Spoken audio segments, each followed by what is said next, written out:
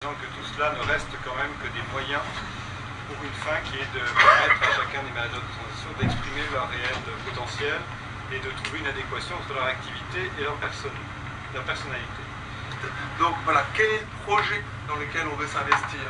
Est-ce qu'on s'investit effectivement sur un projet court terme par opportunité, effectivement, parce que là, tout à l'heure, effectivement, je suis présenté comme cabinet de placement, je représente M. Leroy, on accompagne des candidats, enfin des personnes qui sont en dehors de situations, effectivement, d'un plan ou de choses comme celle-ci.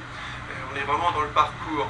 Donc, quel est le projet, effectivement, de cette personne?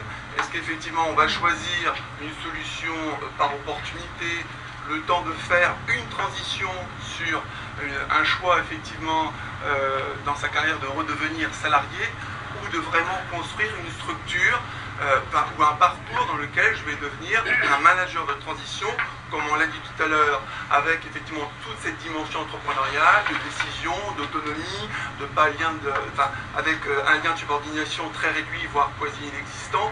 Voilà. Ou est-ce que effectivement je veux garder un lien de subordination? Donc dans l'ensemble de ces choix, c'est aussi mesurer ce que la personne veut construire pour elle-même dans le temps. Cette notion de temps est importante.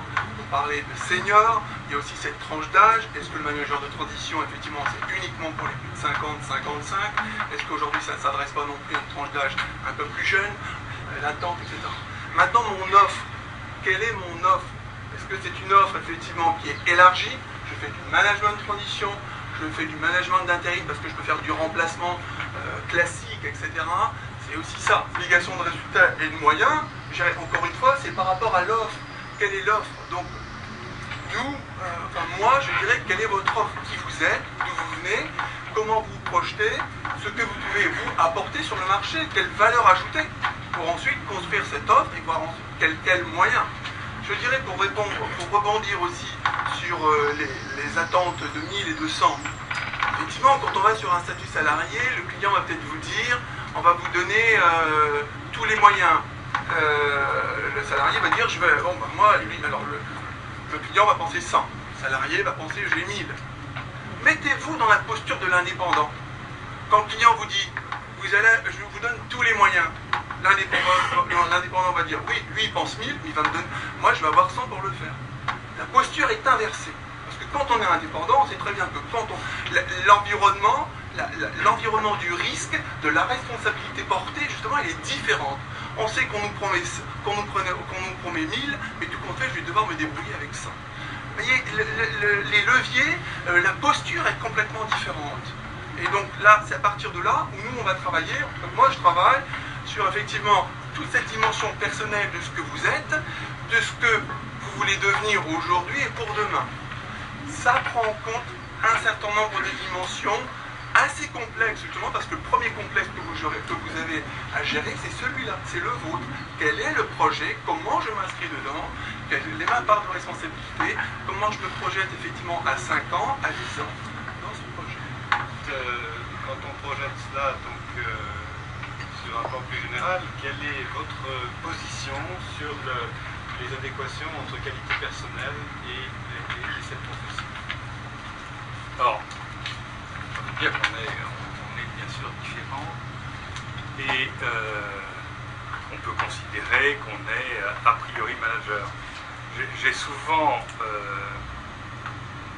une analyse un peu particulière parce que j'ai travaillé moi aussi bien dans un grand groupe que dans quelques PME et il y a des grandes différences. Pour moi, le management, c'est avant tout un talent. Il faut se passionner un peu pour ce que l'on va faire, quoi. Il ne faut pas simplement... On peut peut-être se passionner en étant, pour ceux qui sont de ma génération, un raffinadère, c'est-à-dire quelqu'un qui arrête les incendies. Mais moi, c'est une situation que j'aurais du mal à aborder.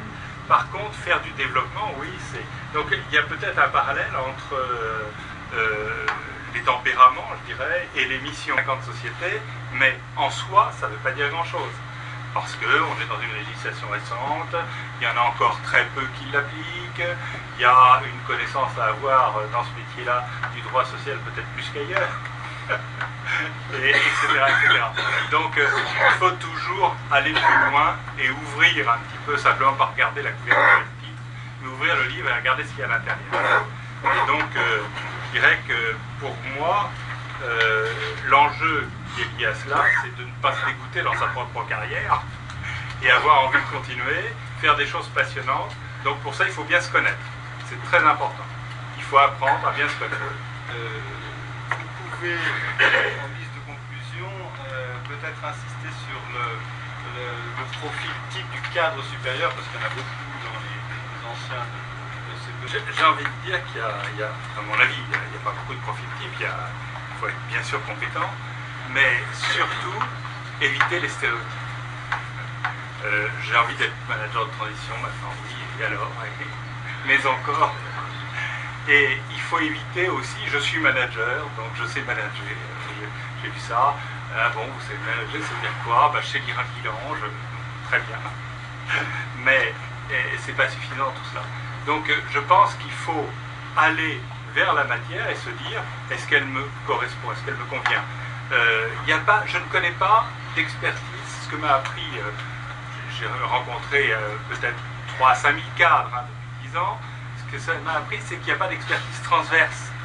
Tout ça, ce sont des concepts, j'ai envie de dire à la noix, mais il n'y a pas d'expertise transverse, ça n'existe pas. Il n'y a pas de polycompétence. N'oubliez pas que de toute façon, quand vous allez devoir faire vite, vous allez devoir être familier assez rapidement avec le contexte. Ça, c'est très important. Donc, il faut se méfier de tous les stéréotypes. Vous avez des univers qui peuvent être pour vous, en tout cas, des univers extrêmement difficiles à avoir, extrêmement pathogènes. Hein. C'est pas faire du recrutement, c'est pas une expertise transverse. Si je dois recruter 12 chercheurs pour aller à 2 ans en terre Adélie, ça n'a strictement rien à voir avec ce que j'ai fait. Hein. Donc il faut faire attention. Et puis il y a la manière dont le client le voit. C'est ça le plus important. Souvent, si vous n'êtes pas du tout sur son territoire, ça va être très difficile d'engager la conversation. Hein. Parce que lui le conçoit comme ça. Parce que c'est sa culture et sa manière de voir. Hein. Souvent je dis, on est dans qu'est-ce que je pourrais vendre et comment est-ce que je pourrais le vendre. Mais ce n'est pas la question, ni l'une ni l'autre. C'est qu'est-ce qu'il va pouvoir m'acheter. Ça, c'est la vraie question.